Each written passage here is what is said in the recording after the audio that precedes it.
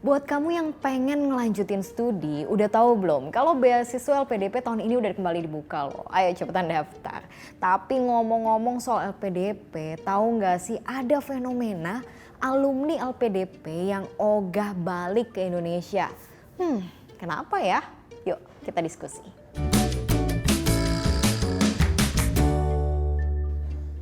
Lagi viral nih di berbagai platform medsos soal curhatnya Ibu Sri Mulyani Menteri Keuangan. Soal apa ya? Utang negara? Bukan. Soal resesi? Bukan juga. Tapi soal alumni LPDP atau beasiswa negara yang ogah balik ke Indonesia. Saya suka khawatir kalau orang makin pinter sekolah ke luar negeri terus lupa menjadi orang Indonesia. Nah ternyata kecemasan Ibu Sri Mulyani ini bukan tanpa alasan. Dari total 35.000 alumni LPDP, ada 413 diantaranya yang belum balik ke Indonesia. Nah dari jumlah ini 144 diantaranya sudah ditindak dan akan kembali ke Indonesia. Namun sisanya masih dilakukan pendekatan persuasif. Kalau bicara soal total emang sedikit sih, persentasenya kurang dari 1%. Tapi kalau bicara soal APBN yang sudah dianggarkan untuk penerima LPDP ini besarannya nggak main-main. PDP yang bisa nyekolahin suami harapan tadi 35.000 orang kita sekolahkan, lebih dari hampir 18.000 alumni LPDP.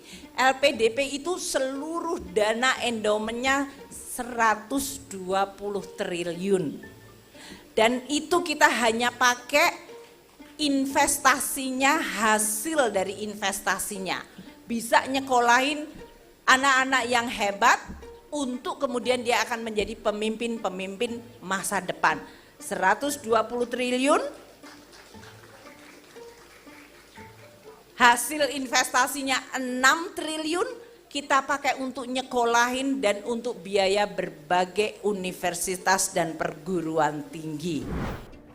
Dibiayai oleh negara, jadi peserta LPDP ini juga terikat sejumlah aturan. Mereka terikat kontrak pengabdian 2N+1.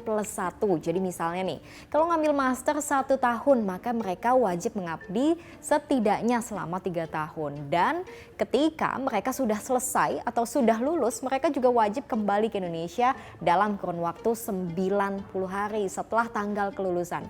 Kalau enggak, ada sanksi yang menanti, mulai dari sanksi administratif sampai harus mengembalikan biaya atau dana pendidikan. Saya sempat diskusi dengan salah satu alumni LPDP yang pulang ke Indonesia tepat waktu sesuai jadwal, tapi ternyata pernah terlintas di pikirannya untuk stay atau tinggal lebih lama di negara tempat ia kuliah saat itu. Terus terang mengalami hidup yang meskipun sebentar ya, saya master cuma setahun, tapi yang paling kerasa itu di keluarga, di anak saya. Dapat fasilitas pendidikan, fasilitas publik lah ya, transportasi umum, segala macam, kesehatan juga. Saya pikir tertata sekali memang di waktu itu saya di UK, memang tertata sekali dan kayaknya asik nih hidup kayak gini kalau untuk jangka panjang kayak gitu kan. Terus sempat juga ada tawaran di sebuah startup di Sheffield.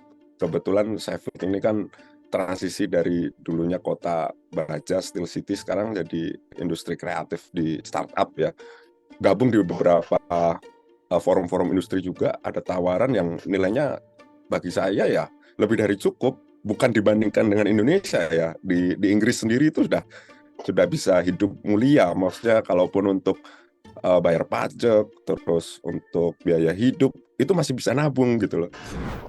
Nah itu ada beberapa alasannya, tapi yang paling umum adalah kesempatan yang lebih luas di negeri orang dibandingkan di negeri sendiri. Ini nih, jadi PR kita bersama gimana negara kita juga bisa memberikan atau mewadahi para lulusan-lulusan hebat ini, memberikan ruang dan peluang untuk mereka berkembang. Salah satu concernnya adalah untuk para lulusan PhD.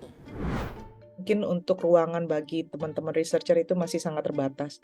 Tapi sebenarnya researcher itu sekarang banyak diabsorb oleh perusahaan-perusahaan yang memang memerlukan, terutama untuk bidang-bidang memerlukan analisis.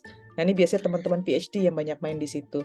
Sebenarnya di beberapa startup kan banyak hire orang-orang yang berlatar belakang PhD, Mbak.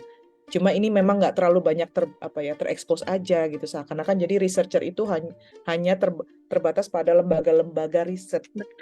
Padahal corporate juga sebenarnya perlu mereka untuk analisis strategik. Dan gimana pun sampai hari ini studi di luar negeri masih jadi privilege, kesempatan yang cuma bisa dimiliki oleh segelintir orang. Pengalaman, karena belajar di luar negeri mungkin dianggap sebagai suatu pengalaman yang baru. Karena kita mungkin belum banyak exposure bahwa kualitas perguruan tinggi di Indonesia juga ada yang bagus. Itu sih yang paling utama. Terus kemudian ada harapan. Setelah selesai dari studi di luar negeri, paling tidak secara dia punya citra, itu ketika kembali ke dalam negeri lebih baik, atau bahkan dia mau nerusin kerja di sana. Itu mungkin yang jadi salah satunya sih. Kalau ingat kata pepatah, tuntutlah ilmu sampai ke negeri Cina. Jadi mau sekolah sejauh apapun ya sah-sah aja. Tapi dalam hal beasiswa oleh negara sudah sepatutnya dibutuh komitmen anak-anak bangsa untuk balik lagi, pulang lagi ke Indonesia, berkontribusi nyata jadi pemimpin di negeri sendiri. Karena Indonesia butuh anak muda. Saya Sylvia, makasih udah diskusi.